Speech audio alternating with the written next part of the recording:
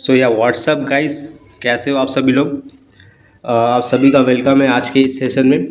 आज के इस सेशन में बेसिकली हम लोग आपका जो हिस्ट्री का जो थर्ड सेमेस्टर है उसमें एकदम जो लास्ट यूनिट है जिसमें हम लोग इम्पेरियलिज्म और कॉलोनियलिज्म की बात करते हैं, उसका जो पार्ट 3 बेसिकली मैं बात कर रहा हूँ, जिसपे हम लोग देखते हैं लेवर्स ऑफ कॉलोनियल कंट्रोल, जिसमें हम लोग लॉ और इसके अलावा जो है हम लोग जो ब्यूरोक्रेसी और आर्मी पुलिस वगैरह के बारे में पढ़ते हैं। इन सब चीज़ों को हमें देखना है कि जब कॉलोनियल रूल था उस वक्त हिंदुस्तान का एडमिनिस्ट्रेशन कैसे चलता था, लॉ का सिस्टम कैसा था, ब्यूरोक्रेसी का स्ट्रक्चर कैसा था, आर्मी पुलिस का ऑर्गेनाइजेशन कैसा था। इन चीज़ों को आपकी इस पार्ट में बेसिकली काउंसिल ने दिया है सिलेबस के तौर पर, तो आपकी एग्ज़ाम पॉइंट ऑफ व्यू से ये काफ़ी इंपॉर्टेंट बन जाता है। इसलिए आज के इस सेशन में हम लोग इसे डिस्कस करेंगे। तो बेसिकली ये आपका एक तरीके से रिवीजन भी होगा, साथ साथ मैं 50 MCQ आज के इस सेशन में आपको करवाऊंगा। तो चलिए बगैर देरी के शुरू करता हूँ मैं आज के ये सेशन अच्छा लगे तो इसे लाइक कर देना, अपने दोस्तों तक भी शेयर कर देना, और अगर चैनल पर नए हो तो चैनल को सब्सक्राइब भी कर देना ताकि आने वाले नोटिफिकेशन भी आपको मिल सके। तो बेसिकली इसमें हम लोग पढ़ेंगे कि हम लोग ब्रिटिश एम्पायर को देखने वाले हैं, जो कॉलोनियल रूल को देखने वाले हैं। पहला पिलर हम लोग देखते हैं कि लॉ और लेजिस्लेचर के द्वारा जो है ब्रिटिश ने कंट्रोल किया हुआ था, जिसमें हम लोग कॉन्स्टिट्यूशनल फ्रेमवर्क की बात करेंगे। फिर उसके बाद जो पिलर 2 था ब्रिटिश का, वो ब्यूरोक्रेसी था, यानी जिसे हम लोग सिविल सर्वेंट्स भी कहते हैं और इसे स्टील फ्रेम भी कहा जाता है। ये बहुत इंपॉर्टेंट है, आपसे MCQ पे भी पूछ सकता है कि steel frame of British administration किसे कहा जाता है, तो वो कहा जाता था ब्यूरोक्रेसी या फिर सिविल सर्विसेज या सिविल सर्वेंट्स को। ठीक है, इसके बाद जो हम लोग देखेंगे, हम लोग पुलिस और आर्मी को देखेंगे। पुलिस और आर्मी में हमें जो है हमें डिस्ट्रिक्ट लेवल पर, सेंट्रल लेवल पर, इन सब चीज़ों पर इनका स्ट्रक्चर क्या था, ऑर्गेनाइजेशन कैसा था, इन सब चीज़ों को देखते हुए आगे बढ़ना। और लास्ट में हम देखेंगे इकोनॉमी के बारे में। इकोनॉमी में हम लोग देखेंगे जो सेटलमेंट्स हुए, जो एग्रीमेंट्स हुए, इन सब, और जो बहुत सारे सिस्टम थे, जैसे कि आप रेलवे का सिस्टम देखोगे, गारंटी सिस्टम। इसके अलावा जो है आप एक डाडनी सिस्टम भी देखोगे। इन सब चीज़ों को हम लोग देखते हुए चलेंगे। तो बेसिकली 50 MCQ का ये सेशन रहेगा। साथ ही साथ मैं कुछ रिवाइज भी कराऊंगा, जैसे इन सब माइंड मैप्स के द्वारा मैं आपका रिवीजन भी करवाते चलूँगा। तो चलिए बगैर देरी के शुरू करता हूँ मैं। और यहाँ पर सबसे पहले हम लोग जो MCQ करने जाते हैं, जिस यहाँ पर आप देख सकते हैं कि MCQ यहाँ से शुरू होगा। इससे पहले मैं थोड़ा ओवरव्यू दे देता हूँ ताकि आपका एक तरीके से रिवीजन भी हो जाए। सबसे लीवर 1 में हम लोग क्या देखते हैं, लॉ एंड लेजिस्लेचर के बारे में। अब लॉ में आपको बहुत सारे एक्ट्स वगैरह पढ़ने रहते हैं, जैसे 1773 का रेगुलेटिंग एक्ट। ठीक है, इसने क्या किया, पार्लियामेंट्री कंट्रोल दिया। चूंकि ईस्ट इंडिया कंपनी उस वक्त आई थी और ईस्ट इंडिया कंपनी क्या कर रही थी, पूरे चीज़ों को देख रही थी, लेकिन जब उसने एडमिनिस्ट्रेशन का काम लिया तो इस पर एक तरीके से बाइंड था कि ये अपना जो भी रिपोर्ट है ये ब्रिटिश पार्लियामेंट को दे। इसके अलावा 1793 में हम आगे चल कर देखने को मिलता है कॉर्नवालिस कोड लाया जाता है लॉर्ड कॉर्नवालिस के द्वारा। साथ ही साथ जो है इन्होंने ही जो है परमानेंट सेटलमेंट का जो है ये निज़ाम भी शुरू किया था। इसके अलावा 1833 में हम लोग जाकर देखते हैं कि चार्टर एक्ट आता है, और इस चार्टर एक्ट के जरिए जो है जो काउंसिल था उसमें एक लॉ मेंबर का एडिशन होता है, और लॉ मेंबर सबसे पहले बनते हैं कौन, लॉर्ड मैकाउले। इसके अलावा 1853 का चार्टर एक्ट हमें देखने को मिलता है, जिसने एग्जीक्यूटिव और लेजिस्लेटिव के कामों को सेपरेट किया। 1909 में इंडियन काउंसिल्स एक्ट आता है, जिसे हम लोग मॉर्ले मिंटो रिफॉर्म्स भी कहते हैं। ठीक है, और 1919 में जो है एक और गवर्नमेंट ऑफ इंडिया एक्ट आता है, जिसे हम लोग मॉन्टेग चेम्सफोर्ड रिफॉर्म्स एक्ट के नाम से भी जानते हैं, और इसके जरिए जो प्रोविंसेस थी उनमें डायरकी इंट्रोड्यूस किया गया। अब ये क्या थी, मैं जैसे जैसे MCQ करवाऊंगा आपको बताते चलूँगा। चलिए, तो यहाँ पर हम लोग आगे बढ़ते हैं और MCQ यहाँ पर लगाते हैं। सबसे पहले लॉ और लेजिस्लेचर वाले पोर्शन से सबसे पहला क्वेश्चन आपसे पूछ रहा है, which act initiated parliamentary control over the east India company. अच्छा, इससे पहले मैं आपको बता दूं कि आपको जो है मेरे सवालों को गौर से सुनना है। सवाल के वक्त में और भी बहुत सारे उसके अंदर से सवालों को बताऊंगा। अगर आप उसे नया लगे आपको, अगर आपको नहीं मालूम रहेगा तो आपको नोट करना है। ऐसा नहीं है कि सिर्फ ऊपर से ये सब MCQ देखना है और फिर वीडियो को आगे बढ़ाना है, नहीं, आपको मेरी बातों को भी सुनना है। जो मैं एक्स्ट्रा बताते जाऊँ उसको कॉपी में नोट करना है। जो नहीं समझ में आए आप कमेंट सेक्शन में जाके अपने डाउट्स को ले सकते हैं। चलिए यहाँ पर देखिए, समझिए क्वेश्चन को। पहले क्वेश्चन एग्जाम में आएगा, आपको समझना होगा, which act initiated parliamentary control over east India company. तो पार्लियामेंट्री कंट्रोल अभी मैं आपको बताया गया किसने किया, रेगुलेटिंग एक्ट ऑफ 1773 ने किया। अच्छा, यहाँ पे एक और एक्ट आता है, पिट्स इंडिया एक्ट ऑफ 1784 इसके लिए आपको मार्क कर लेना है, इसे एक्ट ऑफ सेटलमेंट भी कहा जाता है। बहुत इंपॉर्टेंट चीज़ है एक्ट ऑफ सेटलमेंट, इसे नोट कर लेना है। यही चीज़ मैं बोल रहा हूँ कि आपको जो है बीच बीच में मेरी बातों को भी सुनना है ताकि आपको कुछ नए नए MCQ भी मिल सके। Who drafted the Indian penal code in 1837? तो 1837 में लॉर्ड मैकाउले ने इसे क्या किया था, ड्राफ्ट किया था इंडियन पेनल कोड को। इसके अलावा 3 नंबर में हम लोग जाके देखते हैं the British concept of rule of law fundamentally mean. Rule of law क्या था बेसिकली कि लॉ जो है वो सुपीरियर है और इसमें हम लोग इक्वालिटी बिफोर लॉ के बारे में बात करते हैं। तो option B will be the correct answer. इसके बाद क्वेश्चन नंबर 4 पूछ रहा है a fourth member known as the law member was added to the governor general's council by which act? किस एक्ट के द्वारा जो है, तो आपको मैं अभी बताया गया कि चार्टर एक्ट ऑफ 1833 के द्वारा जो है ये चीज़ किया गया। और सबसे पहले लॉ मेंबर कौन बने ये भी नोट कर लेना है। सबसे पहले लॉ मेंबर बने आपके लॉर्ड मैकाउले, जो यहाँ पर आपको देखो दिया हुआ लॉर्ड मैकाउले सबसे पहले लॉ मेंबर थे, आपको इसे नोट कर लेना है। चलिए, क्योंकि एग्जाम में पूछ सकता है। अब यहाँ पर यहाँ पर क्वेश्चन नंबर 5 की तरफ हम लोग चलते हैं। The Ilbert bill controversy occur during which the tenure of which viceroy? तो याद रखिएगा लॉर्ड रिपन के वक्त हुआ था ये। इल्बर्ट बिल में इससे पहले भी बहुत सारे मॉडल सेट में करवा चुका हूँ, वहाँ मैंने आपको बताया भी है कि इल्बर्ट बिल का कंट्रोवर्सी क्या था और किसके द्वारा लाया गया था।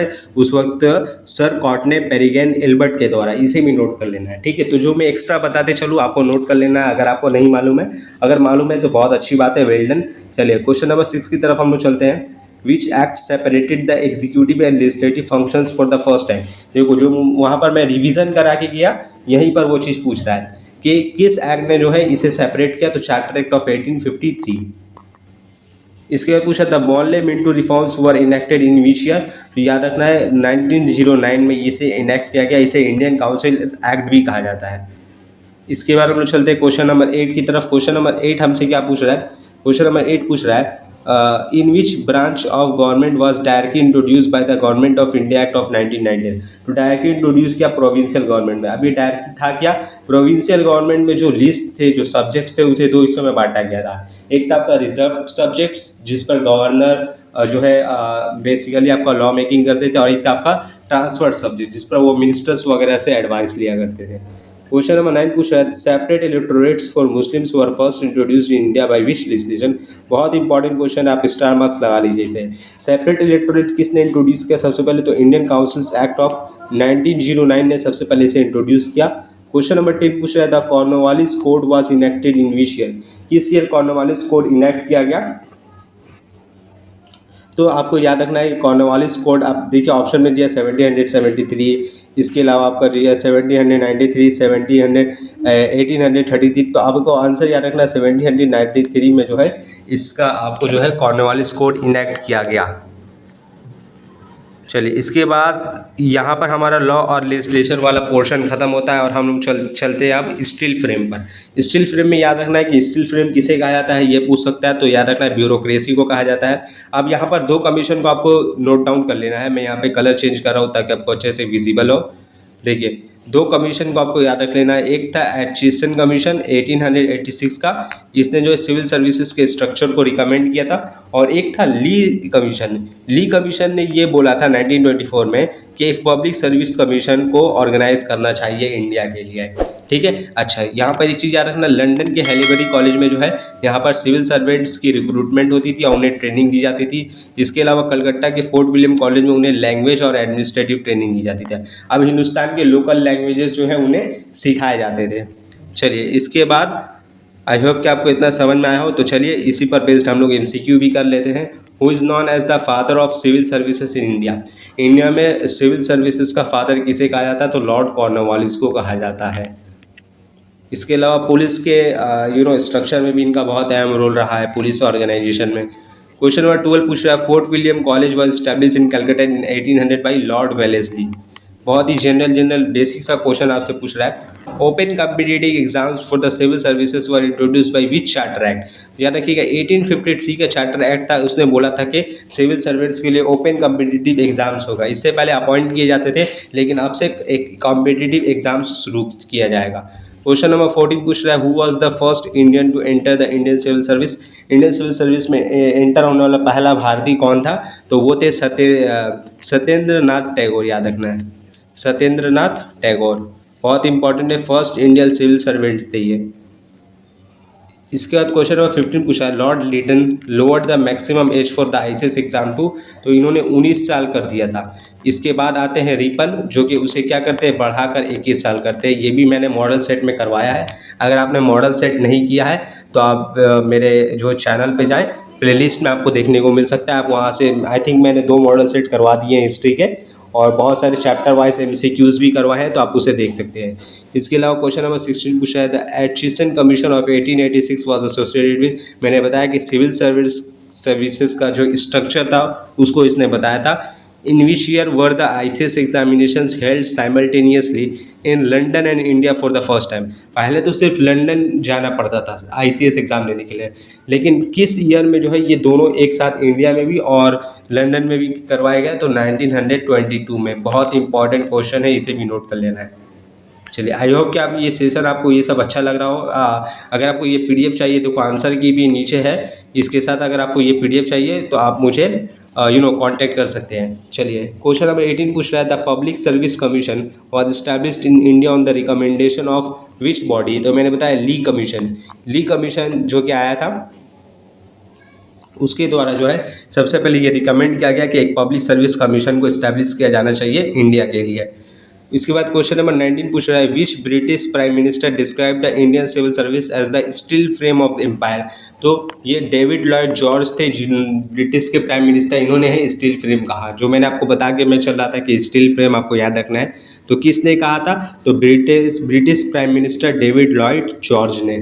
क्वेश्चन नंबर 20 आपसे पूछ रहा है, Haileybury college in England was establish to train, Haileybury college जो है वो इस्टेब्लिश किया गया था इंग्लैंड में, किसको ट्रेन करने के लिए, तो सिविल सर्वेंट्स को ट्रेन करने के लिए। आपको कमेंट में बताना है कि हेलीबरी कॉलेज जो है वो किस ईयर में इस्टेब्लिश हुआ था, ठीक है, ईयर बताना है। चलिए, इसके बाद चलता हूँ मैं यहाँ पर लेबर 3 में हम लोग चलते हैं, फोर्स के बारे में, जिसमें हम लोग पुलिस आर्मी वगैरह के बारे में पढ़ेंगे।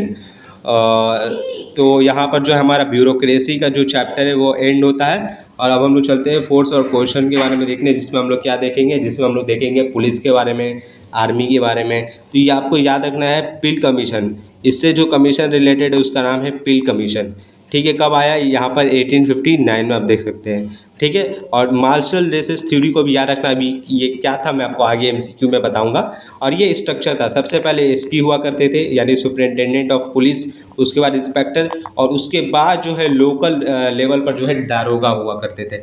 ये सिस्टम था ब्रिटिश कॉलोनियल रूल के वक्त पुलिस का। चलिए, यहाँ से क्वेश्चन स्टार्ट हो जाते हैं, तो चलिए बगैर देरी के हम लोग इसे शुरू करते हैं। क्वेश्चन नंबर 21 पूछ रहा है, the system of regular police circles यानी थाना हेडेड बाई दारोगा वाज इंट्रोड्यूस बाई, जिसे लॉर्ड कॉर्नवालिस ने इंट्रोड्यूस किया था। तो मैंने आपको बताया कि सिविल सर्वेंट्स के साथ साथ जो है इनका पुलिस के स्ट्रक्चर में भी बहुत अहम रोल था। The Indian police act which structure the modern police framework was passed in, जो इंडियन पुलिस एक्ट था जिसने किस चीज़ को स्ट्रक्चर किया, मॉडर्न पुलिस के फ्रेमवर्क को, वो कब पास हुआ था, तो 1861 में पास हुआ था। Option C will be the correct answer. इसके बाद हम लोग चलते हैं क्वेश्चन नंबर 23 पर। क्वेश्चन नंबर 23 आपसे पूछ रहा है, who was the chief official of the police force at the district level under the British, तो वो थे कौन, superintendent of police. Pill commission के बारे में पूछ रहा है, किसको ऑर्गेनाइज करने के लिए, तो आर्मी को। याद रखना है, पिल कमीशन का रिलेशन था आर्मी से, नॉट पुलिस फोर्स, ठीक है। चलिए, इसके बाद क्वेश्चन नंबर 25 पूछ रहा है, after 1857 the British army followed a policy of recruitment based on which theory, किस थ्योरी पर जो है उन्होंने आर्मी का रिक्रूटमेंट किया, तो मार्शल रेसेस थ्योरी। इसमें बेसिकली वो सिक्स को इंक्लूड करते थे, कि आगे पूछेगा which of the following was classified as a martial race by colonial rulers, तो सिक्स को मार्शल रेसेस के बिना पर जो है वो रिक्रूट किया करते थे आर्मीज़ में। चलिए, क्वेश्चन नंबर 27 पूछ रहा है, what was the highest post an Indian soldier could reach in the British Indian army for most of the 19th century. देखो, ब्रिटिश की जो आर्मी थी यानी ब्रिटिश इंडियन आर्मी, उसमें जो इंडियन को रिक्रूट किया जाता था तो उनका हाईएस्ट पोस्ट क्या होता था, तो उनका हाईएस्ट पोस्ट बस सूबेदार तक लिमिटेड था, जबकि जो लेफ्टिनेंट मेजर होते थे ये कोई ब्रिटेन कोई इंग्लिश ही बनता था। तो यहाँ एक तरीके से डिस्क्रिमिनेशन था। क्वेश्चन नंबर 8 पूछ रहा है, the royal commission on police reforms appointed इतना वाज हेडेड बाई, तो सर एंडी फ्रेजर ने उसको हेड किया था, ये सब कमीशन, उनका डेट, किसने हिट कर, ये आपको नोट करके रखना है। The main domestic purpose of the colonial police force was to, वो क्या था, वो था कि नेशनलिज्म को सप्रेस किया जाए और लॉ एंड ऑर्डर को मेंटेन करें। चलिए, in the post 1857 army restructuring the proportion of European soldiers was kept highest in which branch, किस ब्रांच में यूरोपियन सोल्जर्स जा रहे थे, तो याद रखना आर्टिलरी, यानी तोप वगैरह लेकर जो चलते थे। तो इसी के साथ जो है हमारा जो हमने लॉ एंड लेजिस्लेचर वाला पोर्शन ख़त्म किया, स्टील फ्रेम वाला पोर्शन ख़त्म किया, साथ ही साथ जो है हमने फोर्स और कोएर्शन वाला, जिसमें हमने ब्रिटिश इंडियन आर्मी और पुलिस फोर्स के बारे में देखा, उसको हमने ख़त्म किया। अब आखिरी हम लोग देखते हैं इकोनॉमिक सबऑर्डिनेशन, जिसमें हम लोग देखेंगे कि इकोनॉमिक सिस्टम कैसा था उस वक्त कॉलोनियल रूल में, यानी लैंड रेवेन्यू का बेसिकली इसमें आपका मामला आ जाता है। तो देखिए, मैंने एक डिस्टिंग्विश करके आपको बता दिया, इसे आपको, इस चार्ट को आपको नोट कर लेना है। इस चार्ट को अगर आपने नोट कर लिया तो यहीं से जो है क्वेश्चंस बन जाएंगे आपके सेटलमेंट के भी, चाहे वो परमानेंट सेटलमेंट हो, रैयतवाड़ी, महलवाड़ी। आप मेरी बातों को गौर से सुनिए, जो मैं आपको एक्स्ट्रा एज देने वाला हूँ, जो मैं एक्स्ट्रा चीज़ें आपको बताने वाला हूँ, उसे गौर से सुनिए। देखिए, परमानेंट सेटलमेंट का आपका एक और नाम याद रखना है, इसे जमींदारी सेटलमेंट भी कहा जाता है। ठीक है, अच्छा, आपको कमेंट में बताना है कि इनका डेट क्या है, कब कब ये इंट्रोड्यूस किया गया है। ठीक है, आपको कमेंट में मुझे डेट बताना है। चलिए, अब इसे किसने इंट्रोड्यूस किया, लॉर्ड कॉर्नवालिस ने। इसे थॉमस मुनरो और एलेक्जेंडर रीड, ये मैं आपको पूरा नाम बता रहा हूँ, Thomas Munro and Alexander Reid. अच्छा, परमानेंट सेटलमेंट इंट्रोड्यूस हुआ था बंगाल, बिहार, उड़ीसा वाले रीजन में। ये इंट्रोड्यूस हुआ था मद्रास यानी सदर्न पार्ट में, और ये इंट्रोड्यूस हुआ था बेसिकली आपके सेंट्रल और वेस्टर्न इंडिया में, महलवाड़ी सिस्टम, जिसे इंट्रोड्यूस किसने किया था, हॉल्ट मैकिंची इसके मेन फॉर्मुलेटर थे। चलिए, अब इसमें टैक्स कौन पे करता था, जमींदार पे करते थे परमानेंट सेटलमेंट में। रैयतवाड़ी में क्या था कि एक एग्रीमेंट हो जाता था किसके साथ, डायरेक्ट पीजेंट्स के साथ। इसका आपको एक फीचर याद रखना है रैयतवाड़ी का, कि इसमें नो मिडलमैन, कोई मिडलमैन, कोई इंटरमीडियरी नहीं था। बहुत इंपॉर्टेंट चीज़ मैं आपको बताने जा रहा हूँ और बता भी रहा हूँ, आपको नोट कर लेना है। इसके बाद इसमें टैक्स पेयर कौन था, पूरा विलेज कम्युनिटी, जिसकी तरफ से एक मुखिया, ठीक है ना, एक मुखिया आ जाया करता था, जिसे हम लोग महल कहते हैं, ठीक है ना, विलेज कम्युनिटी। स्टेट शेयर कितना था, तो इसमें फिक्स था, याद रखना। परमानेंट मतलब वो परमानेंट है और फिक्स्ड है, तो 10/11 पे करना पड़ता था जमींदारों को टैक्स। इसमें वेरी करता था और इसमें भी वेरी करता था। ये चार्ट को आपको अच्छे से नोट कर लेना है। ये चार्ट अगर आपके जहन में रहेगा तो आपसे कोई भी क्वेश्चन नहीं छूटेगा इन तीनों में से। चलिए, और basically the drain of wealth, तो आप जानते ही है कि किस तरीके से जो है इंडिया की इकोनॉमी को बर्बाद किया गया और उसे लेकर जो है कहाँ पर दिया गया, ब्रिटिश क्राउन की तरफ या फिर इंग्लैंड की तरफ। चलिए, ये द ड्रेन ऑफ वेल्थ, जिसे मेन पॉपुलराइज किया था दादा भाई नौरोजी ने। तो क्वेश्चन है, who formulated the drain of wealth theory, drain of wealth theory किसने फॉर्मुलेट किया, तो मैं अभी आपको बता के जा रहा हूँ, दादा भाई नौरोजी ने। इसके बाद क्वेश्चन नंबर 32 पूछ रहा है, poverty and un British rule in India was written by, इसे किसने लिखा, poverty and un British rule in India, तो इसे भी दादा भाई नौरोजी ने लिखा। क्वेश्चन नंबर 33 पूछ रहा था, systematic decline of traditional Indian handicraft industries known as, इसे डी इंडस्ट्रियलाइजेशन कहा जाता है। क्वेश्चन नंबर 34 पूछ रहा था, permanent settlement of 1793 was introduced in Bengal by, तो लॉर्ड कॉर्नवालिस ने इसे इंट्रोड्यूस किया गया था। चलिए, आई होप कि इतना आपको समझ में आया होगा। इसके बाद क्वेश्चन पूछ रहा है हमसे, the ryotwari settlement was first implemented in which province, किस प्रोविंस में, तो याद रखना है मद्रास प्रोविंस में से इंट्रोड्यूस किया गया। इन द महलवाड़ी, अच्छा यहाँ पर है, who were the main creators of the ryotwari system, तो मैंने आपको बताया Thomas Munro and Alexander Reid. In the Mahalwari system land revenue was settle with the, किसके साथ लैंड रेवेन्यू को सेटल किया था, तो मैंने बताया था एक महल, एक पूरे विलेज कम्युनिटी के साथ। महलवाड़ी में आपको याद रखना है, महलवाड़ी में महल है, महल का मतलब क्या होता है, विलेज कम्युनिटी। क्वेश्चन नंबर 38 पूछ रहा है, the commercialisation of Indian agriculture led to the forced cultivation of, जो कमर्शियलाइजेशन हुई इंडियन एग्रीकल्चर से, उसने ब्रिटिश को किस चीज़ के लिए मतलब फोर्स कर दिया, कल्टीवेशन के लिए। तो ब्रिटिश दबाव बनाने लगे लोकल पीजेंट्स पर कि इस चीज़ की काश्तकारी करो। कमर्शियलाइजेशन का मतलब ही होता है कैश क्रॉप्स, कैश क्रॉप्स जैसे इंडिगो और ओपियम, वो लोग अब जो है, अब देखो राइस और व्हीट होते थे फूड क्रॉप, अब वो लोग क्या करते थे, फूड क्रॉप वाले लैंड पर भी जो है इन्हें मजबूर करते थे कि वो कैश क्रॉप्स उगाए। तो इसका आंसर होगा ऑप्शन बी। इसके बाद क्वेश्चन नंबर 39 पूछ रहा है, the term home charges refer to remittances sent from India to, India से कहाँ पर जो है रेमिटांसेस जो है वो दिए जाते हैं, तो ग्रेट ब्रिटेन याद रखना है।